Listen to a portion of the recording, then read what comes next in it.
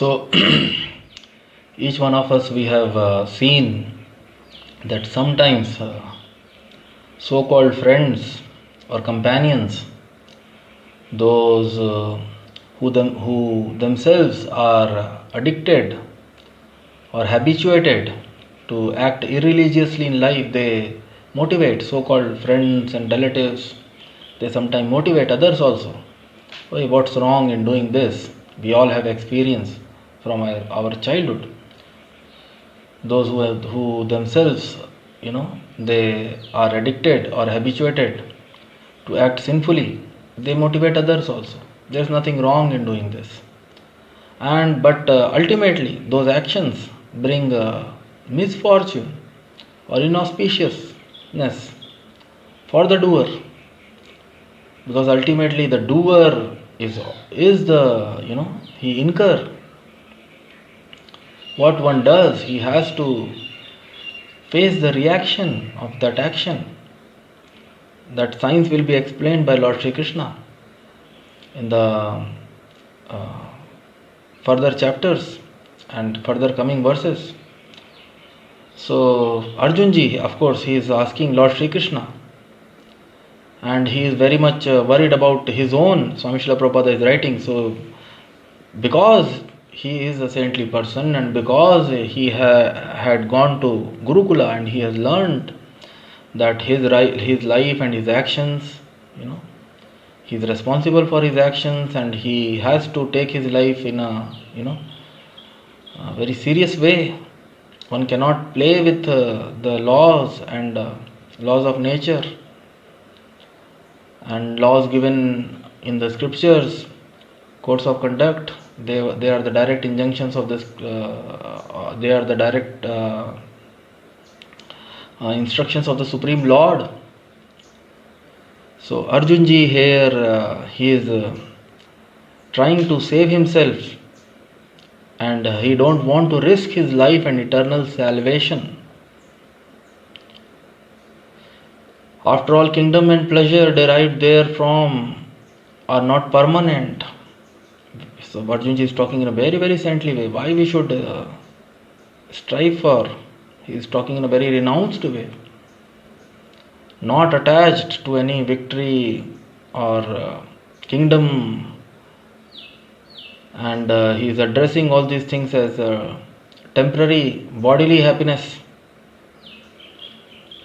And why? Understanding well that he is not this body, he is an eternal soul, part and parcel of the Supreme Lord, and one day he needs salvation, liberation from this mortal world. Each living entity has his own is on his own journey towards that salvation, liberation. So he is asking, why should he risk his life and eternal salvation by killing his own kinsman? And for that reason, Arjunji is addressing Lord Sri Krishna as Madhava, or the husband of the goddess of fortune. So Swami Shrila Prabhupada writes, this word is also significant in this connection, Madhava.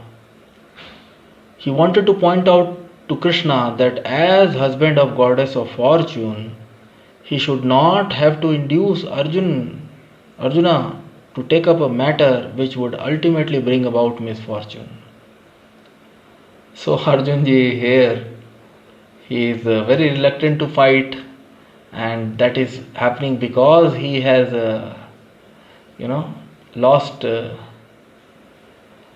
his mental state, and it is because of weakness. Of course, it is not because of it is a plan of the Supreme Lord. And so that common men, by oral reception of this Bhagavad Gita and other Vedic Mahabharata and Itihasa, one can understand. Otherwise, there are critics, atheists, and people envious of the God. They say it was Lord Sri Krishna who was responsible. Such fight was not at all. But Lord Sri Krishna is not the well-wisher. of the humanity. So Arjunji is asking all these questions, and he is in dilemma by the will of the Supreme Lord. Still, critics will always be there. Atheists will always be there. Atheists and people envious of the Supreme Lord will always, irreligious people, dushkitnaha, mudha, naradamaha, maya prahit jnana, these four classes of people, they never surrender to the Supreme Lord. It is mentioned, nama name dushkitna mudha, prapadyante naradhama, maya prahit jnana, asurim bhavam ashrita. So such atheistic, asuri class of men, they never take the shelter of the Supreme Lord, and they criticize. So they will also, by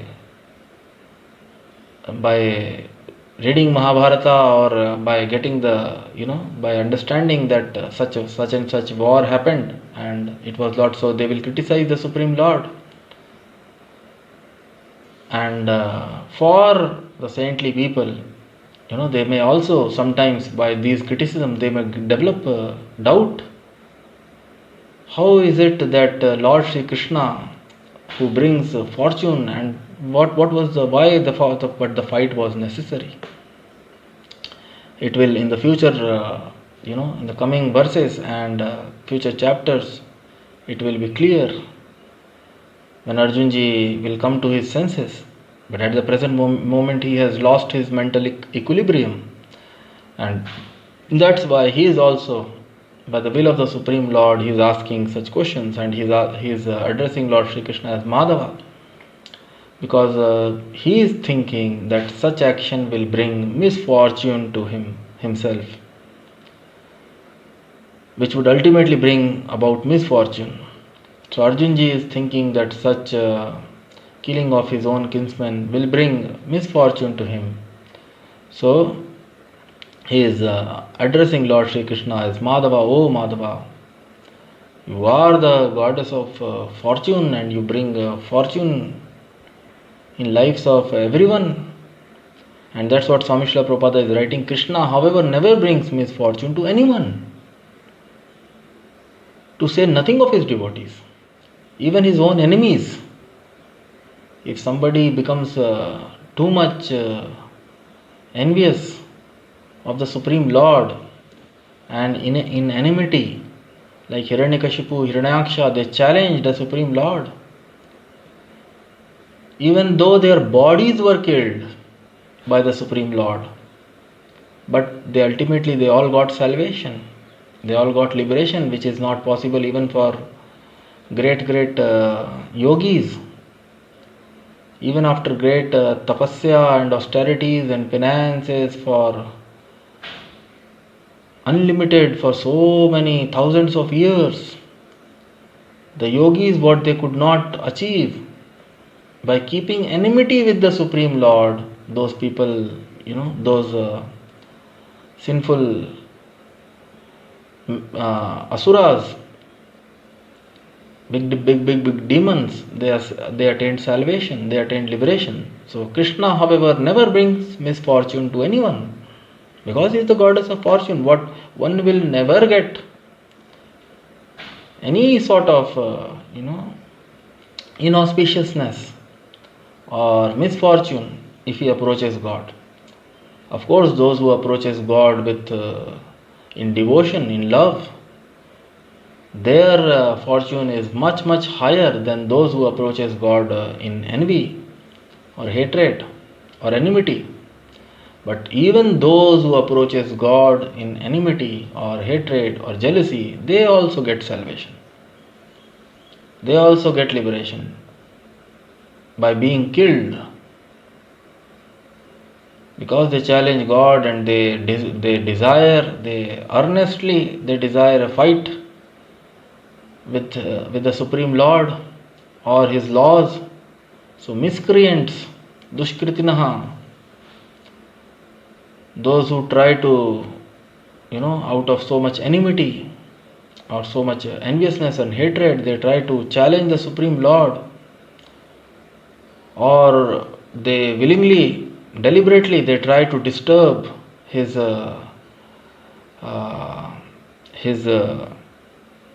creation, situation, the peaceful situation of his creation. They also but it is not only fortunate people they get killed by the Supreme Lord. Swami Shrila Prabhupada always says, not all demons. Sometimes some demon is killed by another demon, and instead of getting salvation, he may go,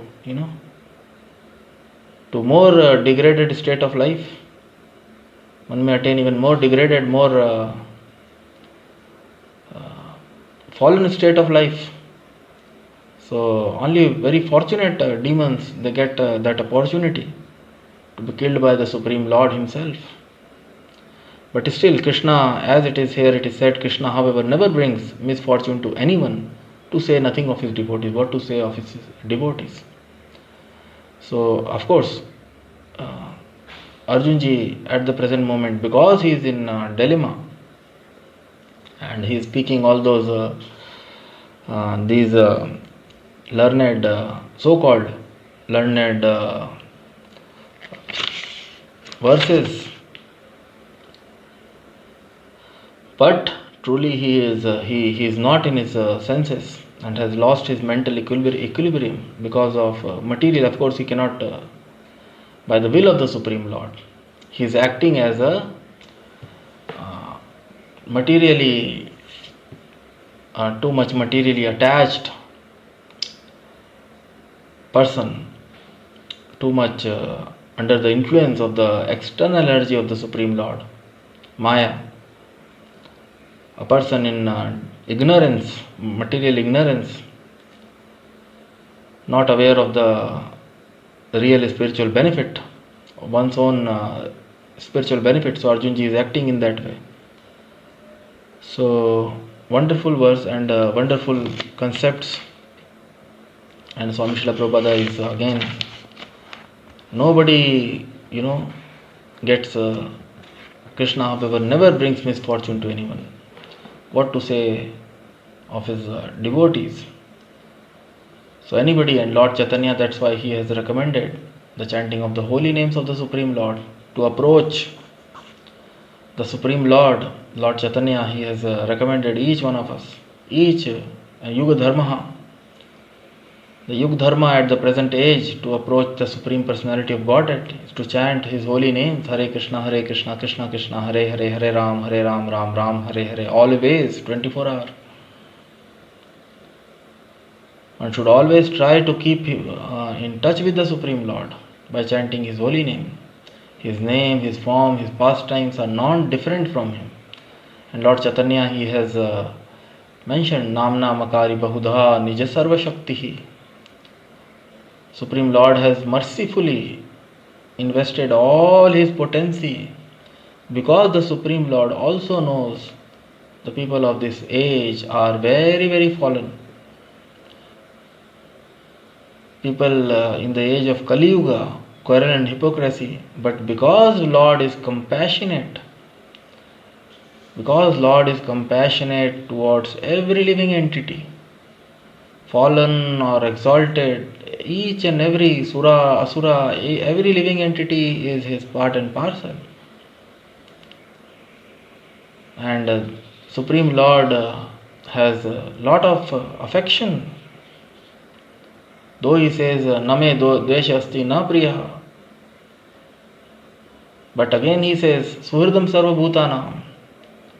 So being the Supreme Friend, being the Supreme Father, he wants to see all his part and parcel always joyous. Sarve sukhina bhavantu. So Vedas and scriptures are meant for that purpose, to bring one to the platform of real happiness, real transcendental happiness. Brahma Swakyam Tvanantam, that is the injunction. Tasmad Brahma Swakyam Tvanantam, Brahma Bhuta Prasannatama, na sochati na kankshati. So Vedic injunctions are meant for the upliftment of every living entity, every living being. So Krishna do not bring misfortune. And if one approaches God, and this is the easiest God has, is one can approach God by following a very simple process, which even a child can do very easily. Swami Shrila Prabhupada says, God also become very much accessible. Father has got, extra compassion for the son, for the most fallen son. So all the people of this age are very, very fallen. So the Supreme Lord has got extra compassion, and He has given liberty that only by chanting His names.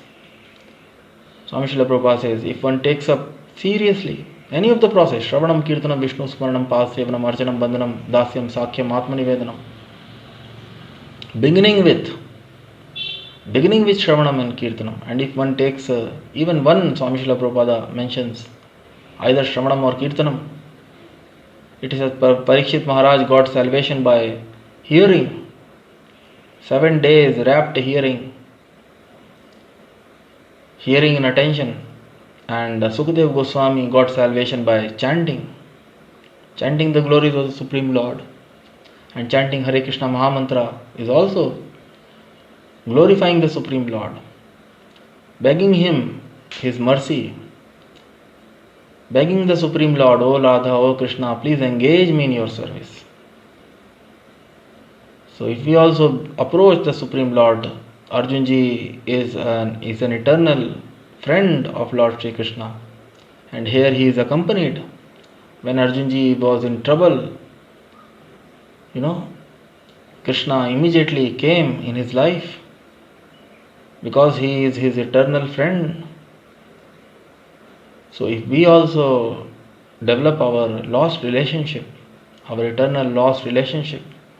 with the Supreme Lord, then we can also, be fortunate like Arjun ji. So in the coming verses we will see a few more verses like this, and then Arjun ji will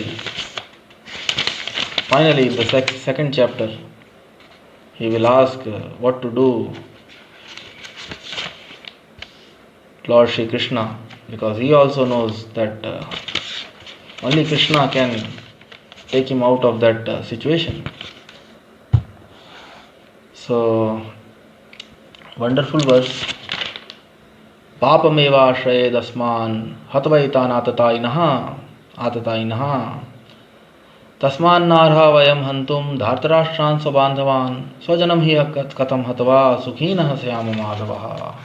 Sin will overcome us if we slay such aggressors. Therefore, it is not proper for us to kill the sons of Dhritarashtra and our friends. It is not proper. Arjun ji is dictating. So, we'll take a few verses again, some more verses in our next session. So, till then, I request you all to chant Hare Krishna and hear Swami Srila Prabhupada more and engage in the other processes of devotional service. Archanam, Bandhanam, Dasyam, Sakhyam.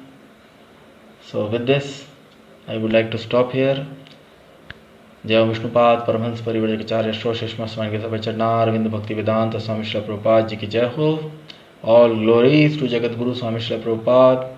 All glories to Lord Chaitanya. All glories to Holy Name. All glories to Bhagavad Gita. All glories to Lord Shri Krishna. All glories to the Vaishnava devotees of the Lord. Nitai Gaur Premanande. Hari Hari Bol. Hare Krishna.